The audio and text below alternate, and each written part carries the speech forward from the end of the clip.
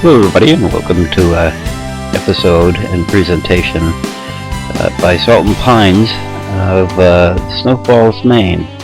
Route 26 in western Maine travels through some of the most picturesque scenes of the state, and perhaps there isn't any prettier than that of Snow Falls, just a few miles south of where Parham's Mineral Store Museum used to be located at the junction of Routes 26 and 219. It's located in West Paris, and it's a place that holds one of Maine's few remaining roadside picnics. I remember that in the days of my youth, my parents would take us traveling with them, and we would always stop for lunch at an afternoon break from driving, and we'd stop at one roadside rest area or another. And all of these roadside stops were supported rest areas by state funds. They were maintained by the Maine Highway Department, the MDOT, or the Maine Department of Transportation, and most of them, or pretty much all of them, actually had an old-fashioned hand pump to get water and an outhouse for your convenience. Some of the modern day ones are supplied with regular plumbing, but in those days and today many of them continue to be furnished with the old-fashioned pumps and just a simple outhouse. Pretty much all of them were located on the body of water, not every single one, but most of them were, and some of them offered some of the prettiest views to be found pretty much anywhere in Maine. You know, Maine's not just about lobster, ski resorts, and golfing. It's about people, and 400 years of people and more. And although the state of Maine, we can find remnants of long forgotten history, and many of these sites may be found along many of the roadways in Maine. And these roadside rest stops provide for a break in your journey, but they also allow an opportunity to take part of the real Maine. They allow you to stop and peer into the bygone days of Maine. But however, that's actually a long talk, but we're going to get back to Snow Falls and the legend of it, and how it got its name. And many people ask how Snow Falls got its name. There's a lot of different stories floating around. Most of them are not true, but all of them hinge upon speculation and lore. Nevertheless, the fact remains that at the core of the legend, these falls were named after a man named Captain John Snow. Commonly accepted legend has it that the Indians in the year of 1762 killed Snow there at the falls. This area at that time was a great wilderness, with the settlement of New Gloucester at that time being in its infancy, and being the nearest community. The town of Paris and West Paris were not even a dream in anybody's mind at that time.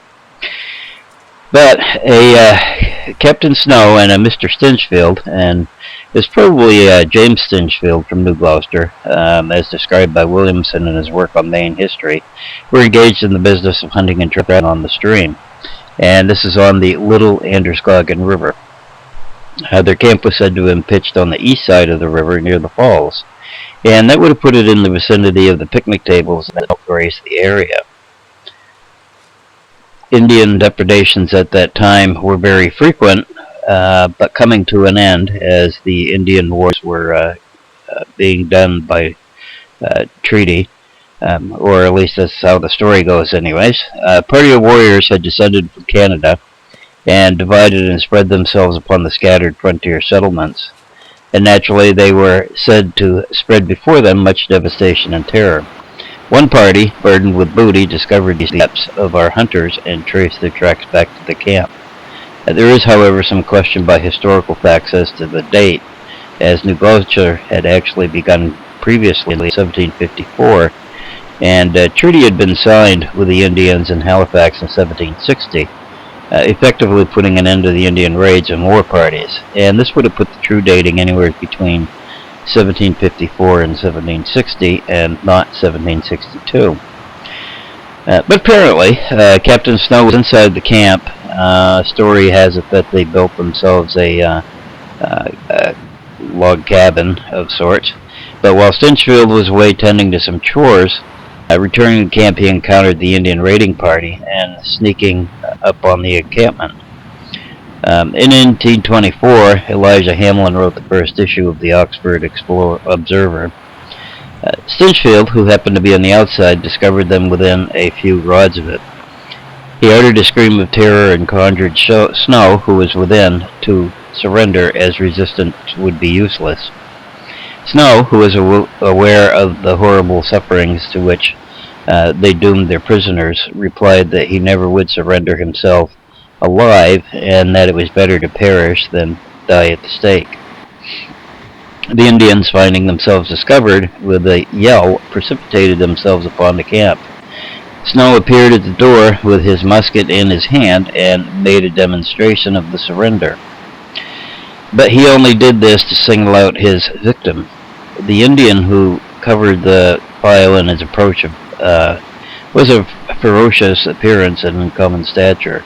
His head was adorned with the plumage of an eagle taken entire, its wings depending over either shoulder, and talons and beak so arranged that it still seemed to have life and conscious of its kingly power. When within a few steps of Snow, and signifying to him great good quarter, Snow suddenly elevated the muzzle of his piece, and saying that he neither asked nor gave quarter, discharged it into the bosom of the Indian sachem, who rolled upon the ground in mortal agony of death.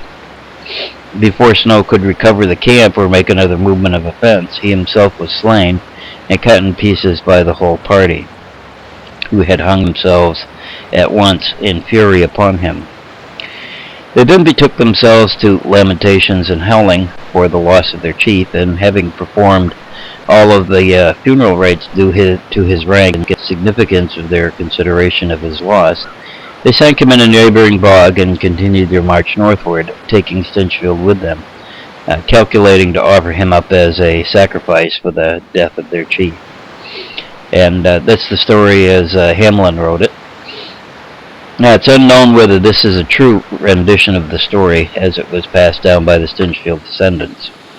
There were other persons at the time of Hamlin's article who had known either personally or indirectly both of the men, but I have not encountered anything more regarding Mr. Snow, aside from his death and burial. However, that the falls received their name by that tale has stood for over 2 centuries. The story continues with Stinchfield being taken prisoner by the Indians, and then the party proceeded to return to Canada by traveling up the Androscoggin Valley and laying over at Lake Umbagog on the Maine and New Hampshire border. There, the Indians had a feast and rituals over the death of their great chief, and continuing on to Canada, it was assumed by Stinchfield that he was to be tortured and killed, and eventually he managed to escape from the party and made his way back to the fort at New Gloucester. The story was told, and several men went back to the falls to bury Snow in a shallow grave, covering it over with loose stones. According to Hamlin, the pile of stones were still there in 1824 when he wrote his article. Of course, the stones, along with their grave and campsite, are long gone, faded into the distant memories of today's long past. But the folklore surrounding the naming of these falls continues to live on today. Another twist on the legend of Snow Falls goes like this. When the whites first began to come into the region, 2 hunters named Snow and Jackson went to the falls one afternoon, either to fish or set traps. They came up on the left bank of the river, which is where the railroad tracks lay today, and had been peering about the ledges for some minutes. They spied 3 Indians on the far bank, sitting on rocks with their guns and tomahawks. Both of the white men instantly cocked their pieces and took aim at the Indians, but one of the Indians, seeing the white men at the same instant, stood up and said in broken English, "Quarter, me want quarter." "Quarter, ye red skunk," cried Snow contemptuously. "I'll have ye, and the devil may quarter ye." With that he fired and shot the Indian dead. However, one of the other savages showed at the same moment and wounded Snow, who died a few hours later. Jackson, of course, escaped and lived to tell the tale. And an 1829 history textbook written by a Dr. A.T. Lowe says that the man with Snow was named Butterfield, but the rest of the story jives with what Hamlin wrote of the incident. In fact, it appears as though Lowe copied his article almost word for word. It's a second-level history book. Hamlin's article, with the only changes being that the name Butterfield replaced Hamlin's Stinchfield. Researching history can be fun at times, isn't it? It's hard to tell today which one of these tales is true, if any of them, but it seems as though there was both a Mr. Snow and the Indians involved in the tragedy that gave the spot its name. And of course, it is always possible that there may yet be an untold story of the falls, an ominous impression in the shape of an extended hand and fingers adorns the western wall of the gorge's bottom end. And could these marks in the stone be an eternal image of Captain Snow, reaching out from his grave for justice in his death? And it could be that Snow was actually murdered or accidentally shot by his companion Stinchfield, who then made up the story of his death by the Indians. Well, maybe not, but the suggestion does lay the groundwork for a good piece of fiction. And of course, there is certainly more to the story of Snow Falls than Captain Snow and Mr. Stinchfield's encounter with the Indians. But we'll get back to that after a few other points. After all, it is a waterfall, and every waterfall needs a story containing some type of mill. There was some manufacturing to have taken place at the Snow Falls. Phineas Stearns erected a chair manufactory prior to the year of 1850, which burned down in 1855 on the 25th of November. It was immediately rebuilt and operated until 1875, when the mill was sold to William Chase, who then converted it into a brown paper mill. This mill was consumed by fire on June 5th of 1877. About 1888, two men named Ellingwood and Ridlin erected a chair shop, which they operated for the manufacture of all kinds of wood chairs until they sold it to L.L. Mann in 1891. And Mr. Mann began the manufacture of clothespins at Snow Falls. He then removed his business to the site of the Irish Brothers and Company's Dubuck Mill, and then to Milton. Next, the Exeter Wood Pulp Company built another wood pulp mill on the site and operated it until it was purchased by the Linen Manufacturing Company. They enlarged the facility and turned the mill into an experimental plant, which proved fruitless and subsequently idled its machinery, closing the facility about 1900 or so. The remains of the old mill's foundations can still be seen at the falls, and on the western side runs the railroad tracks. Reports exist as late as 1904, where inquiries were made into the company's liquidity, but by then it had apparently been sued several times and several judgments had been received against them. They never really manufactured much of anything at this location.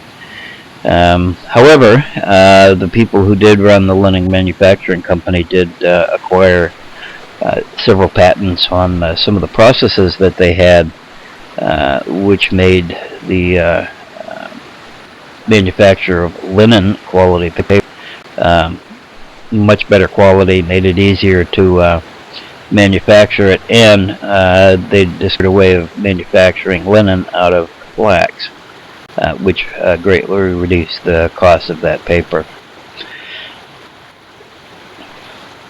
Also, a record of industries located at the falls is a furniture manufactory owned by S.O. Howard, as listed in the 1898 issue of the Water Power of Maine, which is a report issued by the Secretary of State. Also, just below Snow Falls is a location known historically as the Bemis Mill Site, and according to Lapham's History of Paris, Maine, the Bemis Grist Mill on the privileged Snow Falls was built soon after the incorporation of the town by Seth and Luke Bemis of Watertown. They also established a store at the place and employed as clerk Allen, who also tended the mill. Eleazar Dunham became the miller after the removal of Major Mellon to Paris Hill. The mill and the bridge were carried away by a freshet about 1822. The floating wreck is well remembered by daughters of Eleazar Dunham, Mrs. Holden and Mrs. Jairus Cummings. Mr. Dunham narrowly escaped, having left the mill but a moment before it was carried away. The house, barn, and store were purchased by David Bemis and moved to the David Bemis farm, since owned by David R. Ripley and now by Mr. Jackson.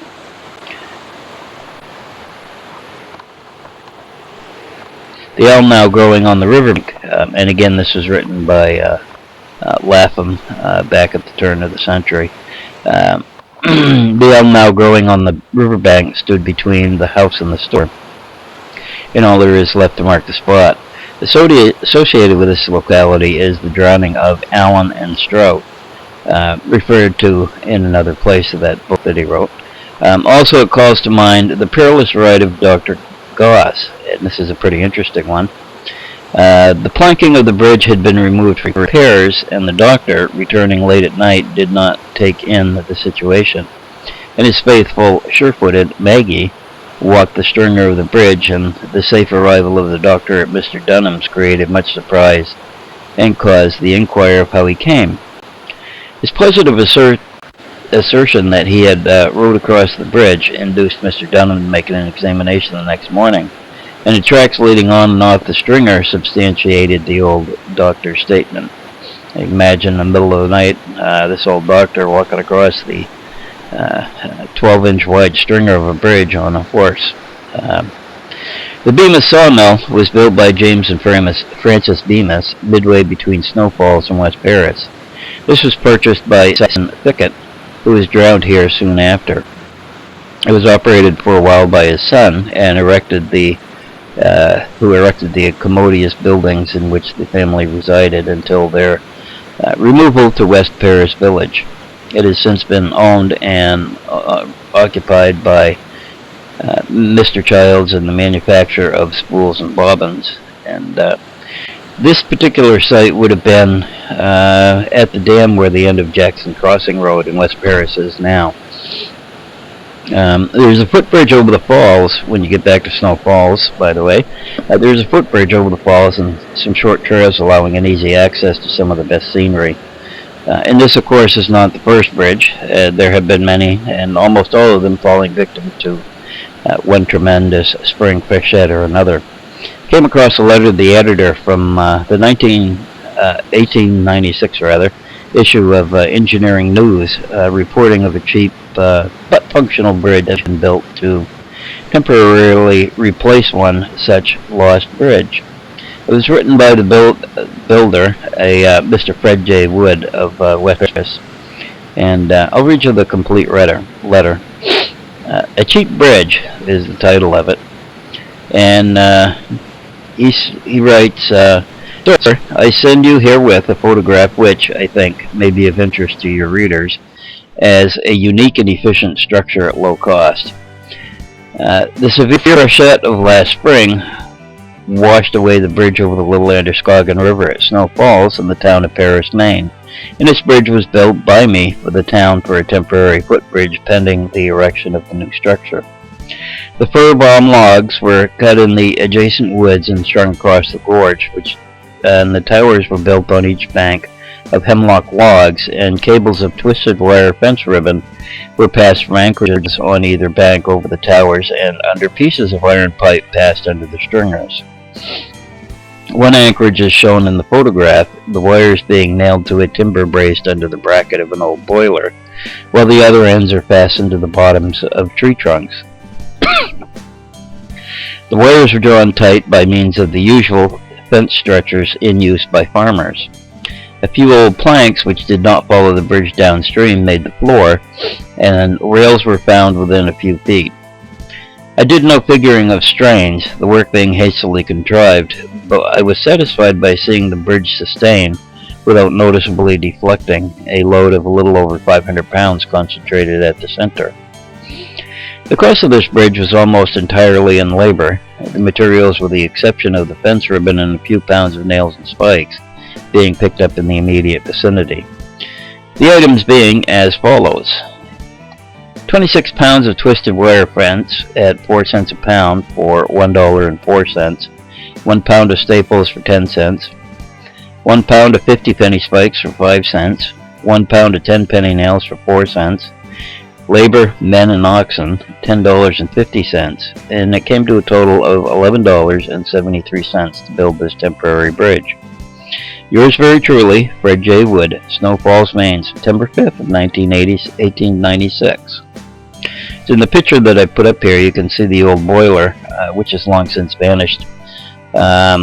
And in the following picture, a recent one made of steel and pressure-treated lumber was built at just the same place, so you can compare the two.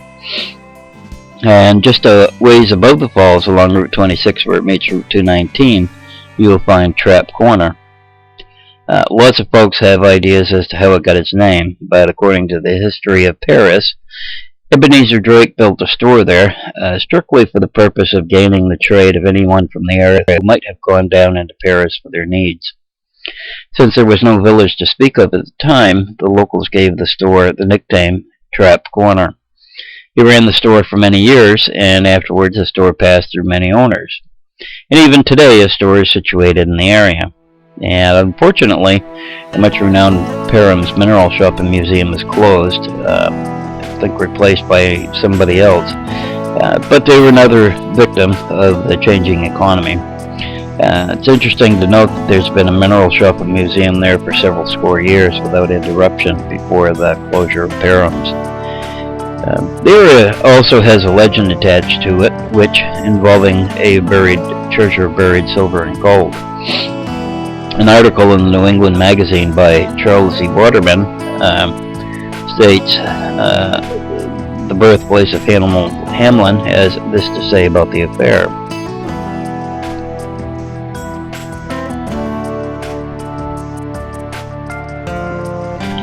On this spot, something more than a century ago, stood an Indian village, the warriors of which during the Revolutionary War made a raid on some of the unprotected towns of Massachusetts, returning laden with spoils.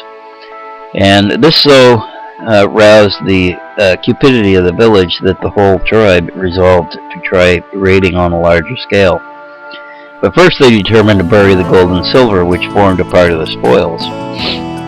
The treasure was put in iron pots and buried beside the river near a large pine tree, which was marked by hanging a pair of steel traps upon it. The painted braves, with their squaws and papooses, then took up the line of march for the distant towns, scenes of rapine. But of the whole band, only an old woman returned. She lived long in the vicinity and imparted the secret to a white man who tried to find the hidden pots in vain. Being skeptical as to the real truth of the story, he told neighbors, and from that time, treasure seeking became part of the city. Hamlin also wrote of the curiosity that I intend to explore sometime when he wrote in his History of Paris, a curious circular hole has recently been discovered on the west side of the river, about a half-mile from the falls on the summit of a hill, in a ledge of solid granite. It is between 2 and 3 feet in depth and about 18 inches in diameter, resembling those that are found on the falls, only vastly more perfect in its construction. There's much speculation as to the cause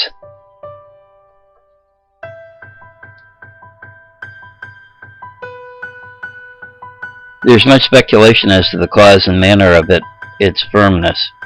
It seems hardly possible that it would have been formed by a current of water passing over the rocks, as the hill is so high, this being the only cavity, and there not existing in the least appearance of the smallest rill ever having run in that direction.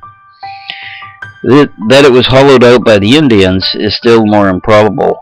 It is in a place where they would be least likely to congregate for any purpose, and if made by them, must have been done at an immense expense of time and labor, and for aught we see, to be possible to no possible advantage. And in fact, the smooth and rounded appearance of the hole on its outer surface seems rather to indicate water as the agent in its formation.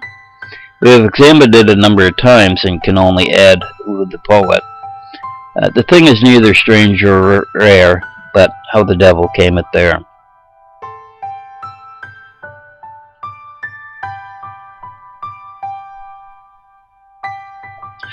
Sioux Falls is more properly a gorge, and an impressive gorge it is. Cut through the ledge of granite from the action of thousands of years of water flowing over the edge, you can see the potential in hydropower that this little waterfall provided to the enterprising.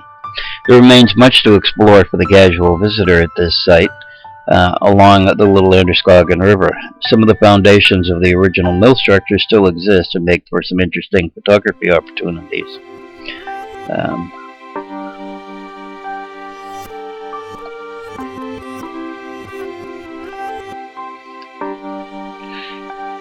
Much of the original structure was built of rough stone set on the granite ledge, with handmade bricks adorning some of the archways that can still be found intact.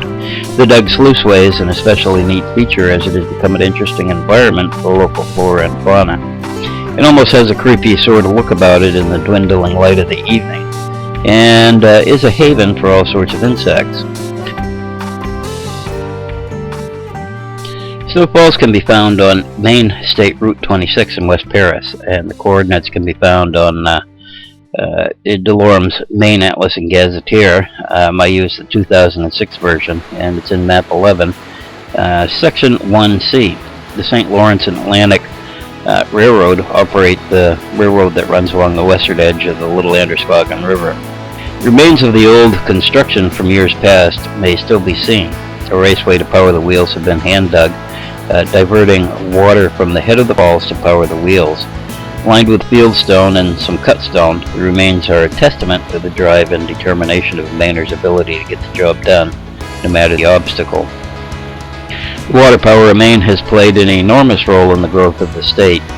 Many communities we live in today would never have existed if it were not for the horsepower these waterfalls provided. Unfortunately, as the advent of steam power arrived on the scene, mills could be erected anywheres. The area around Snow Falls is no different. Once the location of several businesses that manufactured product and processed commodities, the growth of the business drew people to work for these companies, and along with the increase in population came other businesses to support the community. Unfortunately for these folks, the businesses of Snow Falls became troubled and failing, with the last of the mills fading away as the 20th century came into being. Farming became the main industry of the area after that time.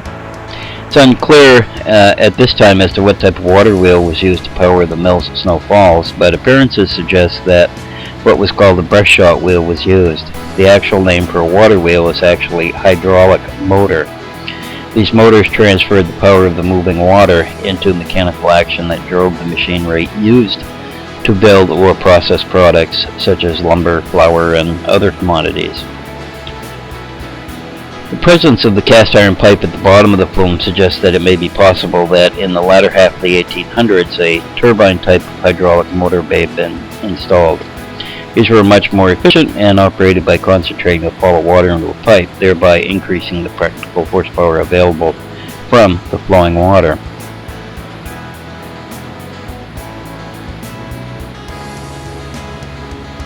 And we're about out of time for this presentation today. And I hope you have enjoyed listening to the narration and watching the pictures. And if you'd like to learn more about Salt and Pine projects and many of our offerings of Maine history today, I invite you to visit our website at www.saltandpines.com. We are going to have many different presentations available for your enjoyment. And please visit and check us out and return for more. Thank you for your time.